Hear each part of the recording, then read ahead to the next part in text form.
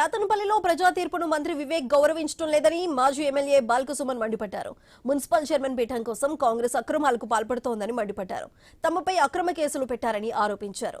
యాతనపల్లి అల్లర్ల కేసులో బెయిల్ రావడంతో బాల్కసుమన్ విడుదలయ్యారు. ఆయనకు ఆదిలాబాద్ జైలు వద్ద బీఆర్ఎస్ శ్రేణులు స్వాగతం పలికాయి. యాతనపల్లి మున్సిపల్ ఎన్నిక నేపథ్యంలో జరిగిన అల్లర్ల కేసులో గత నెల 18న బాల్కసుమన్ తో పాటు రాజారెడ్డి, అనిల్, లక్ష్మీకాంత్ ను అరెస్ట్ చేశారు. వారికి కోర్టు 14 రోజుల రిమాండ్ విధించింది. బెయిల్ రావడంతో వారందరూ రిలీజ్ అయ్యారు. మేము ఎన్నడూ కక్ష సాధింపు రాజకీయాలు చేయలేదు. నేను ఇప్పుడు కోరుతా ఉన్న వివేక్ గారిని, ముఖ్యమంత్రి రేవంత్ గారిని, మీ కళ్ళు చల్లబడ్డాయా? మీ కక్ష తీరిందా?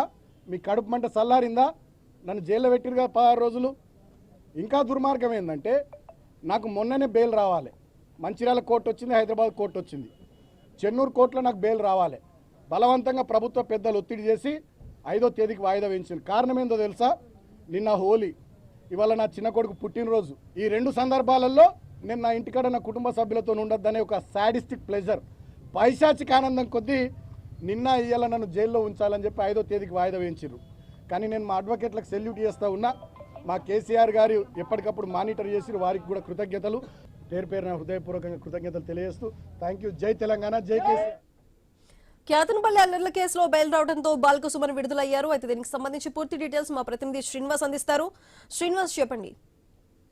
సుధా, మంచిర్యాల జిల్లా యాతనపల్లి మున్సిపాలిటీ ఎన్నిక సందర్భంగా మాజీ ఎమ్మెల్యే బాల్కసుమన్ తో పాటు ఇటు మూల రాజిరెడ్డి, అనిల్, మరొక వ్యక్తితో పాటు దాదాపుగా ఇటు అల్లర్లకు సంబంధించి 26 మందిపై కేసులు అయితే నమోదు చేశారు. ఇందులో ఏటువెలుగా అస్మాబాద్ ఎమ్మెల్యే కోవలక్ష్మి పేరు కూడా చేర్చిన పరిస్థితులు అయితే ఉన్నాయి.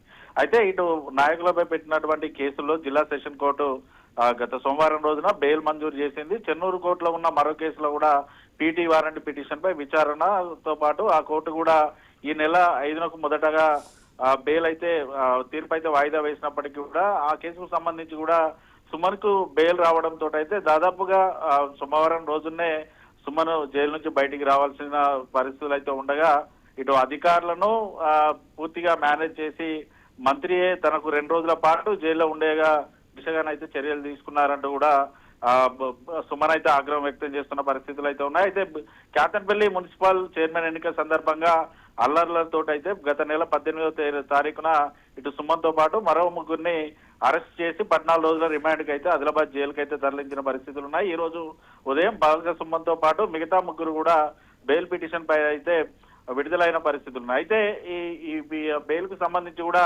కండిషన్ బెయిల్ అయితే జిల్లా జడ్జి, మంచిర్యాల జిల్లా జడ్జి అయితే తీర్పిచ్చారు. ఖచ్చితంగా ప్రతి ఆదివారం రోజున స్థానిక రామకృష్ణపూర్ పోలీస్ స్టేషన్ లో సంతకాలు పెట్టాలంటూ కూడా కండిషన్ బెయిల్ అయితే అప్రూవల్ చేసిన పరిస్థితులు ఉన్నాయి. దాదాపుగా 3 నెలల్లో పూర్తిగా పిటిషన్ కంప్లీట్ అయ్యేంత వరకు కూడా ఎక్కడికి కూడా వెళ్ళకూడదు. ఈ 3 నెలల పాటు కూడా రామకృష్ణపూర్ పోలీస్ స్టేషన్ లో ప్రతి ఆదివారం కూడా సంతకాలు చేయాలంటూ కూడా జడ్జి అయితే తీర్పించిన పరిస్థితులు అయితే. అయితే యాతనపల్లి మున్సిపాలిటీకి సంబంధించి కూడా మొత్తం 22 వార్డులు ఉండగా 10 స్థానాల్లో బీఆర్ఎస్, 4 స్థానాల్లో సిపిఐ, 7 స్థానాల్లో కాంగ్రెస్, 1 స్థానంలో ఇండిపెండెంట్ అభ్యర్థి గెలిచిన సందర్భాలు ఉన్నాయి. అయితే ఈ ఎన్నిక మున్సిపాలిటీకి సంబంధించి కూడా సిపిఐ బీఆర్ఎస్ అలయన్స్ లోనైతే పొత్తులో భాగంగా వీరు ఎన్నికల్లో దిగారు. దాదాపుగా మెజార్టీ ఫిగర్ కూడా దాటిన పరిస్థితులు అయితే బీఆర్ఎస్, సిపిఐ పార్టీ ఉన్నప్పటికీ కూడా కావాలనే ఇటు మంత్రి ఎన్నిక జరగకుండా గొడవలు చేశారు. కాంగ్రెస్ పార్టీకి సంబంధించినటువంటి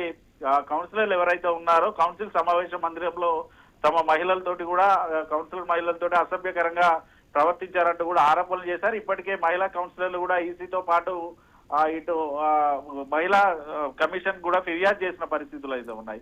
ఇప్పటికే ఈసీ కూడా యాతనపల్లి మున్సిపాలిటీకి సంబంధించి అన్ని రకాల ఎంక్వైరీ అయితే చేస్తుంది. ఇప్పటికే కలెక్టర్ ను కూడా వివరణ కోరినట్టుగా అయితే తెలుస్తోంది. యాతనపల్లి మున్సిపాలిటీకి సంబంధించి కౌన్సిల్ సమావేశ మందిరంలో ఏం జరిగింది అనేది పూర్తిగా ఇటు ఈసీకి నివేదిక పంపాలంటూ కూడా కలెక్టర్ కి అయితే ఆదేశాలు జారీ చేసిన పరిస్థితి. ఇటు బాల్కసుమన్ అయితే చెప్తున్నది ఒకటే, అక్రమంగా కేసులు బలాయించినా కూడా నిజాయితీ గెలిచిందంటూ కూడా ఆయన ఇటు చెప్పిన పరిస్థితులు అయితే ఉన్నాయి. ఆదిలాబాద్ జిల్లా జైలు నుంచి బయటకు వచ్చిన తర్వాతనైతే ప్రస్తుతానికి ఆయన యాతనపల్లికి వస్తున్న పరిస్థితులు ఉన్నాయి. Sudha. Right Srinivas, thank you.